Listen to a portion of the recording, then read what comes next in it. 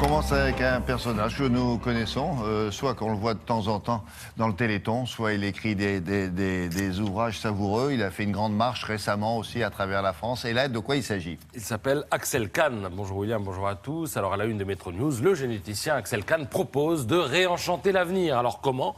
Eh bien, je propose une loi de programmation du bonheur, la loi du réenchantement de l'avenir. À la une de La Croix, une question: comment relancer l'investissement? Ah ben c'est pas compliqué, on pourrait faire une loi, la loi de relance de l'investissement, et le problème serait évidemment réglé. À la une du Figaro, je lis que le plan Vigipirate met les forces de sécurité à rude épreuve, alors qu'il suffirait de faire une loi pour interdire le stress et la fatigue des CRS et ainsi de suite. Il suffit de lire la presse pour avoir une idée de loi à chaque page. On pourrait même en faire une contre les incidents dans le nucléaire, puisque si l'on en croit les Échos, on aurait repéré une anomalie dans l'acier de la cuve du réacteur de l'EPR de Flamanville. Ça s'appellerait la loi contre les mauvaises surprises de l'atome. Alors pourquoi toutes ces propositions de loi? Eh bien parce que nous, en France, on adore les lois. Il semble même que la proposition de loi est force de loi dans notre pays. C'est en tout cas ce que traduisent les chiffres. Il y a, si l'on en croit l'opinion, ce matin, plus de 10 000 lois en vigueur dans notre pays. Oui,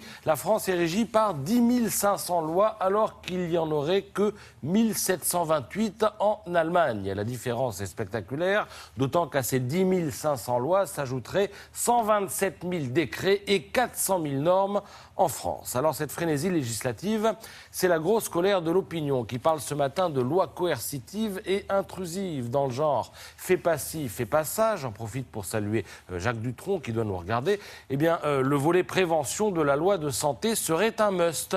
À l'interdiction de fumer en voiture en présence d'un mineur, inscrite dans le texte de Marisol Touraine, se sont ajoutés au fil des amendements l'interdiction de disposer des fontaines à boissons sucrées payantes ou gratuites dans les lieux publics, l'interdiction de la publicité pour les appareils de bronzage et leur utilisation avant 18 ans, l'interdiction des logos de marque sur les paquets de cigarettes, l'interdiction de distribuer aux mineurs des gadgets incitant à boire, l'interdiction d'employer des mannequins trop maigres, etc., etc.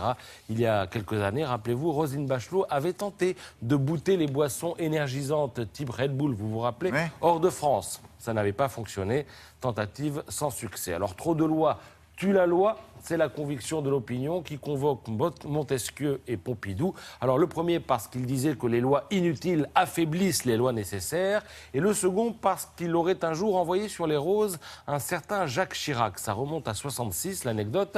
Jacques Chirac était à l'époque un jeune politique qui passait son temps à soumettre au président de la République décret sur décret, jusqu'au jour où Pompidou, excédé, avait regardé Chirac et lui avait dit: arrêtez donc d'emmerder les Français avec vos propositions de loi.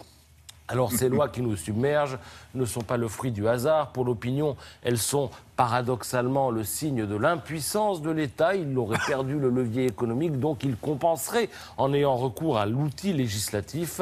Mais à long terme, cet usage immodéré de la loi nierait la responsabilité individuelle, étoufferait la prise de risque, nous détournerait de l'innovation, bref, nous priverait de liberté.